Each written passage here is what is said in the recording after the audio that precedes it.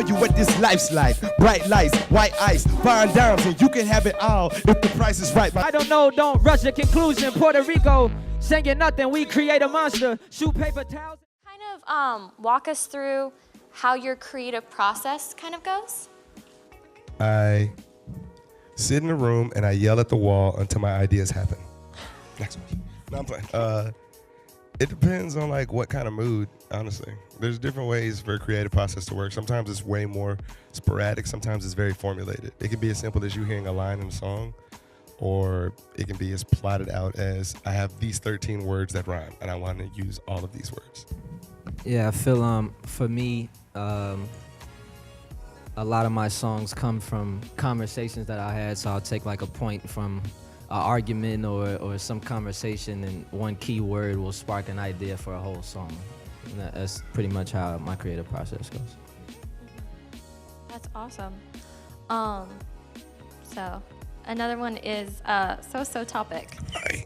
Bro, how can I find your music and how can I watch your sitcom? Type in so topic online and most of my stuff should pop up.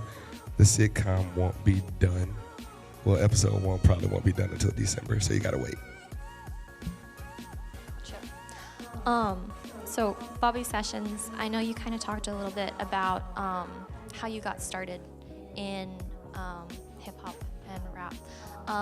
Can you talk a little bit more about what inspired you and what motivated you to keep on creating music and follow your dreams? Yeah, so I was a failed athlete, and I still had, I was a failed high school athlete. By the time I got to college, I still had that competitive itch.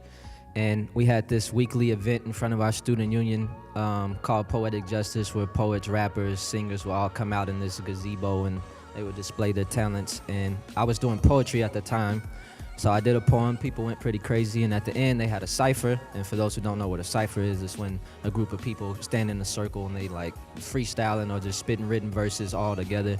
And I witnessed a cipher go down, and I felt like I could beat everybody that was rapping. So I went back and wrote a rap, came back the next Tuesday, which was November 16th, 2010. I recited a rap and people went crazy, and I dropped out of college to rap shortly after that. Yeah, so in 2013, I came across a documentary on Netflix called The Secret about the law of attraction, and that was the beginning of me using those principles. I did that to land this warehouse job that I really wanted, and after I did that and I finally got some stability in my life, I realized that wasn't my path, so I started creating vision goals and mapping out my life.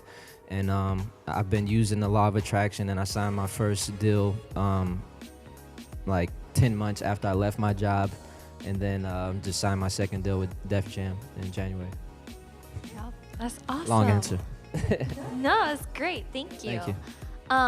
So question for both of y'all. Who is an artist that I guess inspires you the most? I'm gonna ask you to pick a favorite.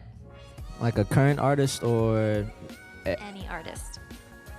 Start with a current artist and then go into like legacy stuff. Okay. Current artists would definitely be Kendrick Lamar. I feel like he's been very inspirational with how he's been pushing the boundaries and stepping out of the box to create some real authentic art.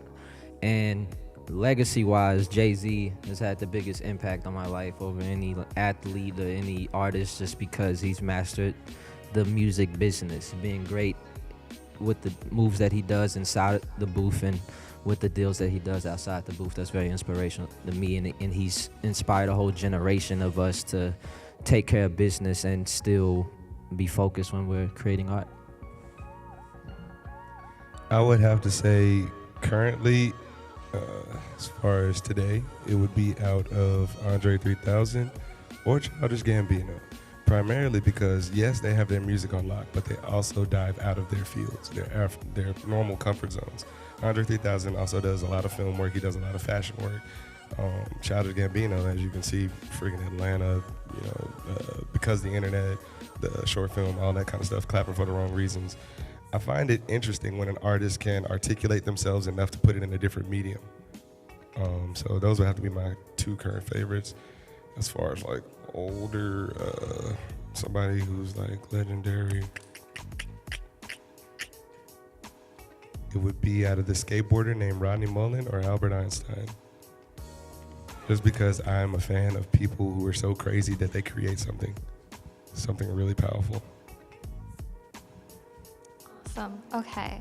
So that's it for the questions that I have right now.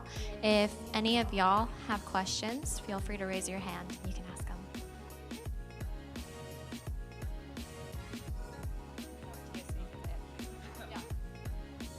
So topic. Can we hear what the synopsis of your TV show is going to be? Yes. After meeting a new best friend on the internet, two very eager and anxious artists head down to Deep Ellum, Texas to perform at an open mic where everything goes wrong. The night is so horrible that it basically solidifies their best friendship. And from then on there, it's just crazy adventure after crazy adventure. The catch of all of these is that it's true stories. Yeah. So episode 1 is called There's a Guy in Your Car. I think you know how it ends. Oh, and if you're in town on September 29th and you actually want to be in the last scene of it, go to Trees.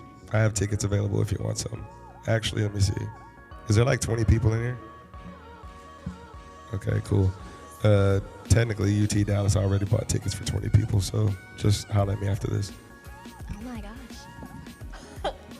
Cool. That's great. Anybody else have a question? Sure. Huh? Yeah. Okay. What are your favorite songs to perform and why? Chips on a play. Because it's undeniably fun. That's it. It's a fun song, dude. You said, was there a number of songs? You just said, what's your favorite song?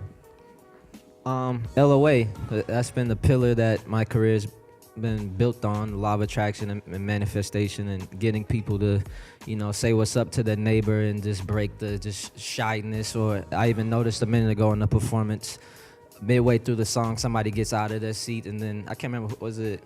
Yeah, I remember that. Yeah, just moments like that where you're feeling inspired and you're moved. Just to see everybody's face, everybody smiling and happy and feeling like they can conquer the world.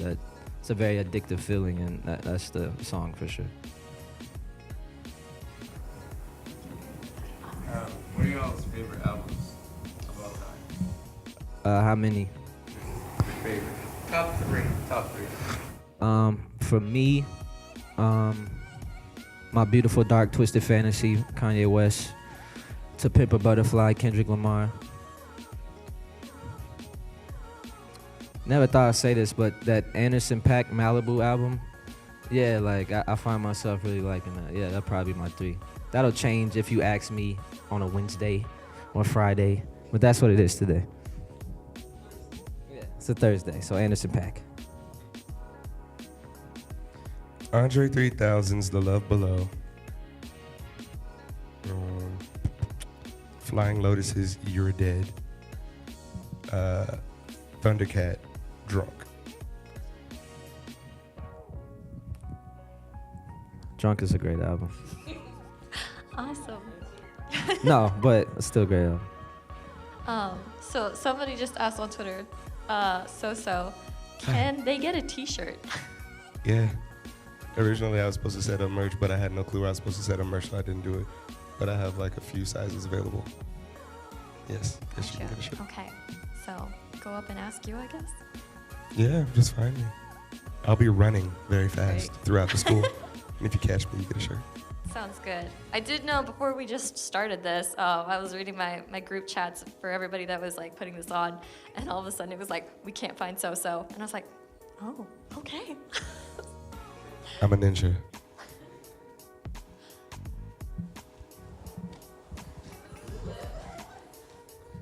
And now I disappeared. Awesome. Well, thank you so much, So-So Topic and Bobby Sessions for Thank being y'all. here. Appreciate y'all for having us. Yay.